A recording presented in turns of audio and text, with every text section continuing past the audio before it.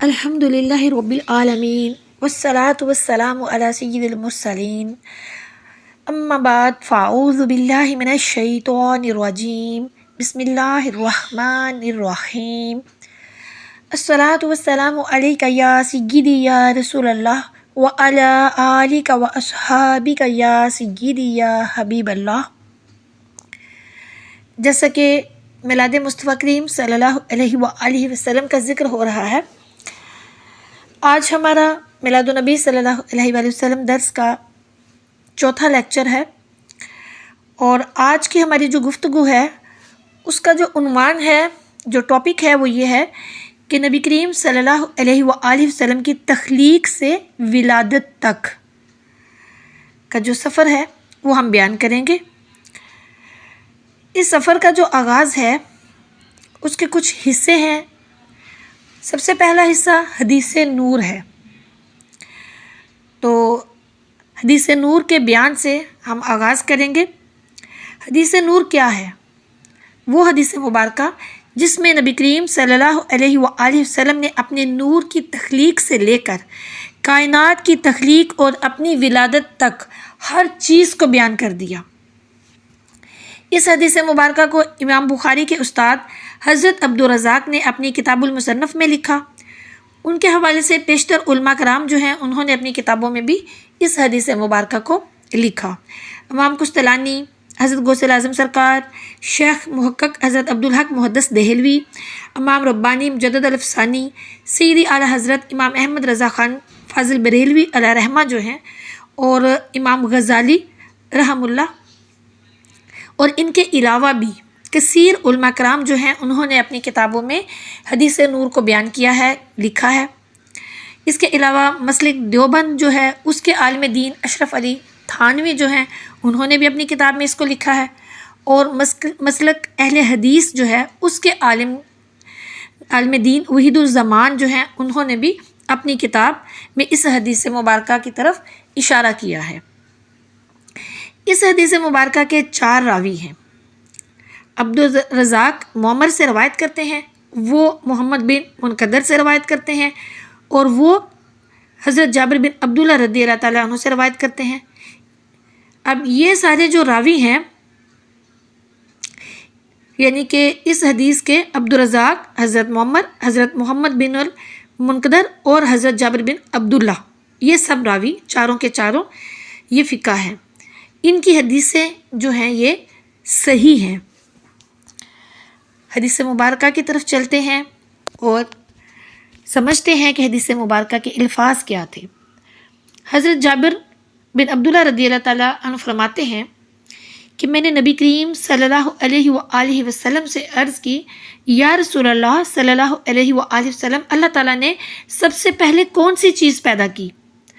تو نبی کریم سیدی عالم، رحمت عالم، سرور کونین محمد مصطفیٰ کریم صلی اللہ علیہ وآلہ وسلم نور مجسم نے فرمایا کہ اے جابر، سب سے پہلے اللہ عز و جل نے تیرے نبی صلی اللہ علیہ وآلہ وسلم کے نور کو پیدا کیا، پھر اللہ تعالیٰ نے ہر خیر کو اس نور سے پیدا کیا، اور ہر چیز کو اس کے بعد پیدا کیا، اور پھر جب اللہ عز و جل نے اس کو پیدا کیا تو اپنی قربت کے مقام میں، یعنی اپنے مقام قرب میں 12,000 سال تک اپنے سامنے رکھا۔ پھر اللہ عز و جل نے اس نور کو 4 حصوں میں تقسیم کیا۔ ایک قسم سے اللہ عز و جل نے ایک حصے سے، یعنی ایک قسم کے ایک حصے سے عرش کو پیدا فرمایا، ایک سے کرسی کو پیدا فرمایا۔ حاملین عرش اور حاضرین کرسی ایک حصے سے پیدا ہوئے۔ پھر اللہ رب العزت نے چوتھے حصے کو اپنی محبت کے مقام میں 12,000 سال تک رکھا۔ پھر 12,000 سال کے بعد جب اللہ عز و جل جس وقت اس چوتھے حصے کو نکالا اللہ عز و جل نے، تو پھر اللہ تعالیٰ نے اس چوتھے حصے کے 4 حصے کیے۔ مزید فرمایا کہ ایک حصے سے اللہ عز و جل نے قلم کو پیدا فرمایا، ایک سے لوح محفوظ کو پیدا فرمایا، اور ایک سے جنت کو پیدا فرمایا، اور جو چوتھا حصہ تھا اللہ تعالیٰ نے اس کو مقام خوف میں 12,000 سال تک رکھا۔ پھر اللہ عز و جل نے جس وقت اس چوتھے حصے کو نکالا تو اللہ رب العزت نے ایک حصے سے ملائکہ کو پیدا فرمایا، ایک حصے سے سورج کو پیدا فرمایا، اور ایک حصے سے چاند کو پیدا فرمایا اور تاروں کو ساتھ پیدا فرمایا، اور جو چوتھا حصہ تھا اسے اپنی رجا کے مقام میں 12,000 سال تک رکھا۔ پھر اللہ عز و جل نے جس وقت اس نور کو نکالا اور پھر 4 حصوں میں تقسیم کیا، ایک سے اللہ عز و جل نے عقل کو پیدا فرمایا، ایک سے علم اور حکمت کو پیدا فرمایا، اور ایک سے عصمت اور توفیق کو پیدا فرمایا، اور جو چوتھا حصہ تھا اس کو مقام حیا میں 12,000 سال تک رکھا۔ پھر جس وقت مقام حیا سے اللہ عز و جل نے چوتھے حصے کو نکالا، پھر اللہ عز و جل نے اس نور پر خاص نظر کرم، نظر رحمت فرمائی۔ جس وقت خاص نظر کرم فرمائی تو نور کو پسینہ آیا، اور اس نور کو پھر 1,24,000 قطرے جو ہیں وہ پسینہ آیا، اس سے 1,24,000 قطرے کے جو پسینے کے قطرے تھے وہ جھڑے، تو اللہ عز و جل نے ہر قطرے سے ایک نبی یا رسول کی روح کو پیدا فرمایا۔ حضور نبی اکرم صلی اللہ علیہ وآلہ وسلم فرماتے ہیں پھر انبیاء کرام علیہم السلام کی روحوں نے سانس لیا، پھر اللہ رب العزت نے ان کی سانس سے قیامت تک آنے والے اولیاء، شہداء، فرمانبردار، جنتی لوگوں کو پیدا کیا۔ حضور نبی کریم صلی اللہ علیہ وآلہ وسلم نے جو پیچھے ذکر فرمایا اس کا نتیجہ حضور نبی کریم صلی اللہ علیہ وآلہ وسلم فرما رہے ہیں۔ سرکار دو عالم فرماتے ہیں کہ کرسی اور عرش میرے نور سے ہے، ملائکہ بھی میرے نور سے ہے، کروبیا بھی میرے نور سے ہیں، روحانی مخلوقات بھی میرے نور سے ہیں، جنت بھی میرے نور سے ہے، اور جنت کی ساری نعمتیں بھی میرے نور سے ہیں۔ سبحان اللہ۔ سرکار دو عالم نور مجسم صلی اللہ علیہ وآلہ وسلم نے فرمایا 7 آسمانوں کے فرشتے میرے نور سے ہیں۔ نور مجسم صلی اللہ علیہ وآلہ وسلم نے فرمایا سورج، چاند، ستارے میرے نور سے ہیں، عقل اور توفیق میرے نور سے ہیں، ارواح انبیاء اور ارواح رسل میرے نور سے ہیں۔ اب پہلے جن چیزوں کا ذکر کیا گیا وہ ڈائریکٹ نور سے بنائے گئے، اور جو روحیں ہیں اولیاء کی اور سعادت مندوں کی، جنتیوں کی، متعین کی، یہ روحیں نور کے فیضان سے ہیں، یعنی انبیاء کرام علیہ السلام کی ارواح کے سانس سے بنائی گئی ہیں۔ تو نبی کریم صلی اللہ علیہ وآلہ وسلم نے فرمایا، نور مجسم نے فرمایا کہ شہداء، صالحین یہ میرے نور کے فیضان سے ہیں۔ پھر اللہ عز و جل نے 12,000 پردے پیدا فرمائے۔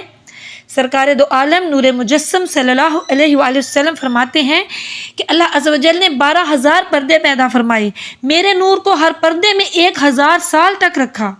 سرکار دو عالم نور مجسم صلی اللہ علیہ وآلہ وسلم فرماتے ہیں کہ وہ 5 مقام تھے۔